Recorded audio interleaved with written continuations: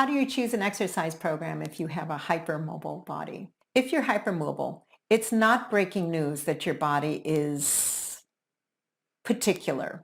Today, I'll talk about some of the things to consider when you're looking for an exercise program that builds strength and joint stability.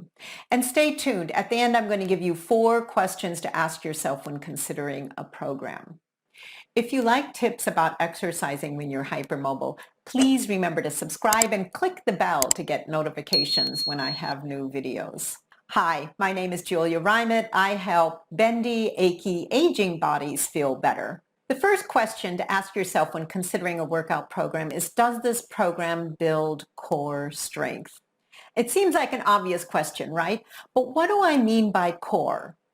Often, core refers to the core of your body, the torso of your body. And the torso gives a firm foundation strength for your limbs to be able to move. It also supports your spine. It can help regulate blood pressure, down-regulate the nervous system. So there's a lot of benefit in building strength on the muscles around your torso. Core can have a second meaning, and that's the core of your body, the muscles that are closest to the bone, as opposed to the muscles that are closest to the skin. The muscles that are closest to the bone are best suited for deeper, refined movements, the kind of movements you need for stabilizing the joints. So when considering a program, ask yourself, does this program build deep core strength with finer movements, not just the bigger movements, so that I can learn to stabilize my body and keep myself held together? The next thing to consider is, how flexible is the program? Every hypermobile body is unique and has its own set of needs. Everything from different joints that may sublux, to pain that comes and goes, fatigue that may come and go, immune system issues or inflammation, POTS. All of these things make up the unique needs of your body. But in addition, your body changes all the time, changes day to day, week to week, season to season. You need a program that's going to be able to meet the needs of your body on any particular day. So you want to find one that's very customizable. Do you have options for good days and bad days? Can the program support you when you need support and then challenge you so you can keep moving forward with strength? How many options and variations are there so that you can truly customize it to what your body needs? I have a good example of this. Years ago, I joined a local gym, and as part of joining the gym, I was given a free hour consultation with a personal trainer. And when I went in, she set me up with a little weight routine that I could do. It used free weights and some weight machines. And she gave me this lovely card that had this chart, and it told what exercises I should do and how many reps and how many sets. And then she showed me how to fill it out so I could track my progress as I got stronger and as the weights increased. It was lovely, and I did this regularly, and it worked great until it didn't work. My body tweaked out, and then I would come to the gym and look at my little card, and I really didn't know how to vary anything other than moving backwards. And I moved backwards a few times until eventually I gave up on the program. It just wasn't able to meet my needs as my body changed. You really want to have a program that's going to be able to be customizable.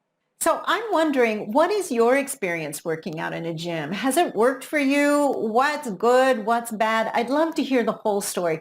Leave a comment below about what your experience has been working out. The next consideration is, does this workout program support good alignment? Hypermobile bodies tend to have a low level of proprioception, and that means you can't feel where you are in space. You don't know if you've gone too far or too little.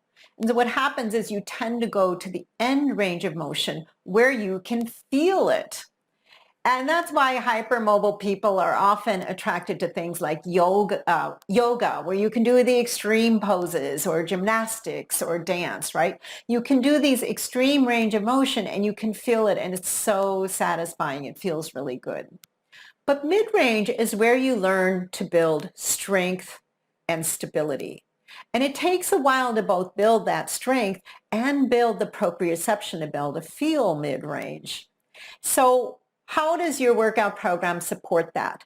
Well, there's different tools that different programs use, sometimes sensory tools, like if you're lying on a mat, you can feel your body against the mat and be able to tell, are you moving, are you not? How far have you gone?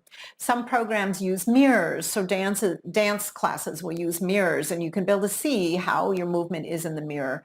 Other programs have one-on-one feedback where you have a personal trainer or someone there with you giving you feedback on how the alignment is. So an example of this is that hypermobile bodies tend to lock their joints to create strength. So imagine that a bendy person was going out to the garden and they had a shovel and they were going to dig. Often what they'll do is they'll put their shovel on the ground, put their foot on the shovel, lock their knee, and lean their body weight onto the shovel. And that's how they create strength for being able to dig. If I were with that person and say to them, okay, keep your knees straight but not locked, often the strength falls apart because the body hasn't learned how to be strong in mid-range. You want a program that's going to help you learn to be strong in mid-range to keep those joints in alignment. Another consideration is POTS, postural orthostatic tachycardia syndrome. Now, not everyone who's hypermobile has POTS, but it's not uncommon to have it. And POTS is a blood flow condition that can cause dizziness, lightheadedness, rapid heartbeat. And it often happens when you change your position. So going from lying down to sitting and sitting up to standing. So one of the things you might consider if POTS is an issue for you is how your workout program can accommodate your POTS. If you're having a bad day, are you able to get a satisfying, challenging workout completely lying down so that you can accommodate your POTS but continue to build a work out and build strength? And the final thing to consider with an exercise program, and this one is not always top of the list for people, but that's how calming is your program. Hypermobile people tend to have a high level of anxiety.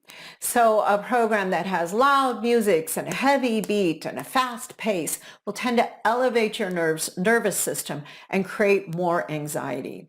You want a program that's going to down-regulate your nervous system, relieve stress, get you grounded, and maybe a program that works with your breath, maybe the program that has a pace that works with your nervous system, maybe a program that uses mindfulness to be able to get you grounded and get your nervous system to cool off a bit. So the 4 questions that I promised you at the beginning to ask yourself when you're looking to build strength. Number 1, does this program build core strength? Number 2, is this program customizable for your body and how your body changes day to day? Number 3, is there feedback for your body to be able to find alignment and build healthy movement patterns? And number 4, does the program calm your nervous system? Finding a program that accommodates all these questions can be tricky, and that's why I recommend Pilates, and in particular I recommend my program Intro to Pilates for Bendy People. This is a program that helps get you started with exercises that build strength and joint stability, improves proprioception, down-regulates your nervous system, and lots of options and variations to take into account where your body is on that particular day. If you'd like more information, I'll put a link down below.